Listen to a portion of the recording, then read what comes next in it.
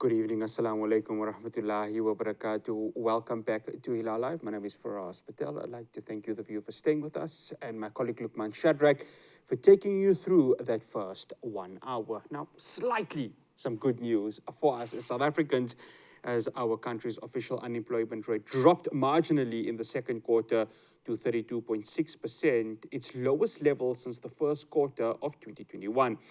Stats South Africa said the number of people with jobs rose to 16.3 million in April to June, approaching the pre-COVID level of 16.4 million and the seventh consecutive quarterly rise in employment. Joining us now to discuss this is Stats SA Director of Labour Statistics, Desiree Manamela. Desiree, good evening, and thank you so much for joining us here on Hilaal Live. Good evening, sir. Thank you for having me.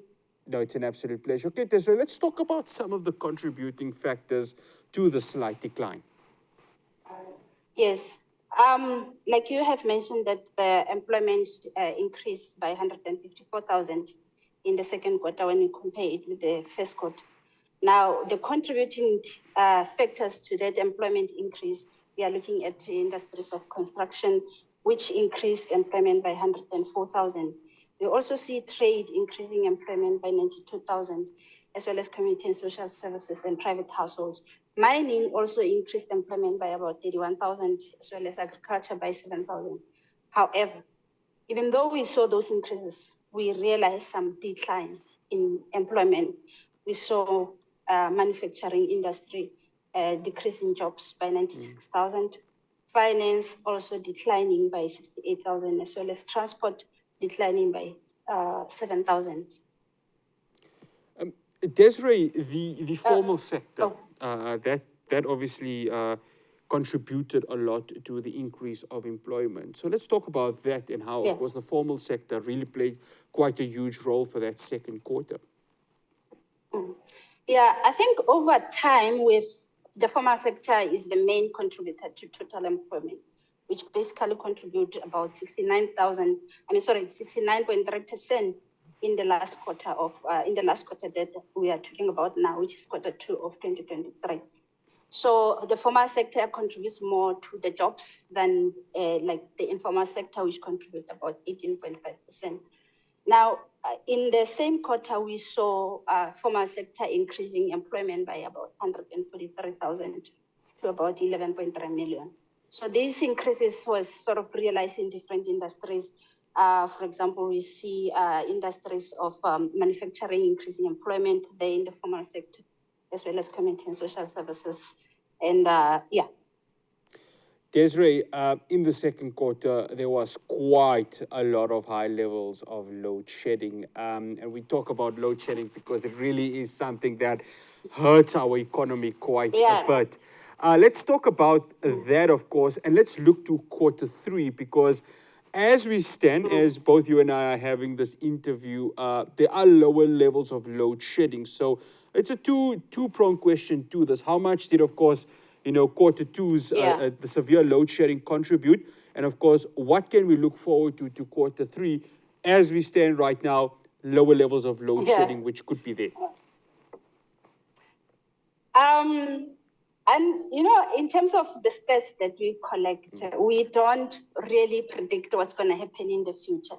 We don't basically focus what employment or unemployment is going to be in the next quarter. What we publish is what we have collected in the reference period, and then also looking forward to the changes that might happen in the following quarter. So unfortunately, I cannot tell the impact of load shedding in the next quarter, which is quarter 3, as compared to this quarter 2. However, there's a lot of impacts or sort of contributing factors to the increases or the declines in employment, which I think we've seen all over the country. But in terms of the statistics South Africa collect, we do not collect the data in terms of finding out why there was an increase in employment and why there was a decline. Desiree, I want to speak about per province, and of course, unemployment, which still hurts some of these provinces. It's an article I read in one of the publications before this interview started.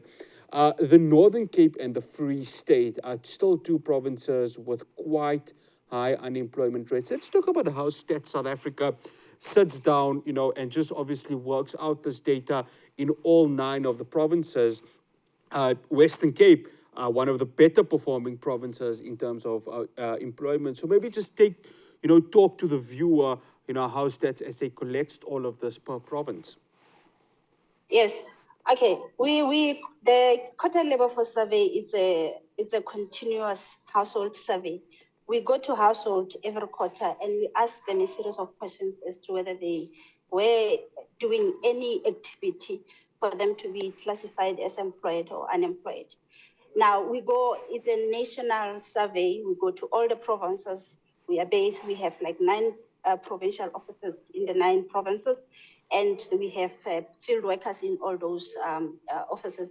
They go to households and then they ask them about these questions that are internationally adopted as to whether they were in employment or not.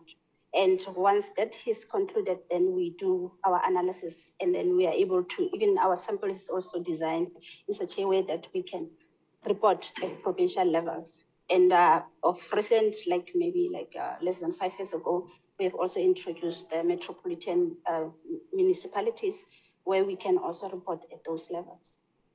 Desiree, as we sit right now, unemployment sitting 32.6%. I know you said before, you can't predict what's going to happen. Both you and I don't have a glass ball in front of us to actually predict what might happen. But, just looking at it, what would need to happen in Q3 for us to see a much lower rate in the unemployment sector? Yeah, I think like the previous question that Desiree does not predict what's going to happen in the future. But I think, more employment, I think that's what the country needs so that we can come in back and report that absorption rate, for example, which is a proportion of the working age population that is in employment.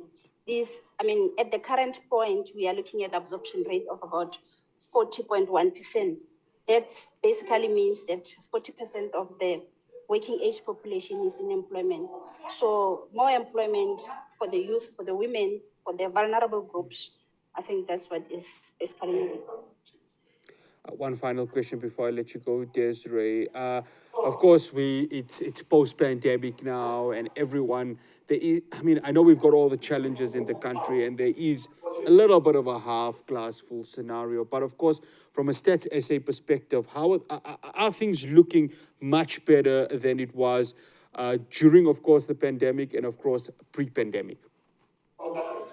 Yeah, if you look at specifically employment as reference, before pandemic, we were reaching levels of 16.4 million employed persons. And I think the pandemic had a negative impact on employment, where we saw employment declining to 14.1 million. And remember, the population of working age continues to increase, but the population that is employed is declining. Now, the pandemic affected employment in terms that when the pandemic hit, employment levels dropped to 14.1 million. But now, I think in the current quarter, we're seeing employment now reaching the levels, hoping to reach the levels that we sort of realized during the pre-pandemic.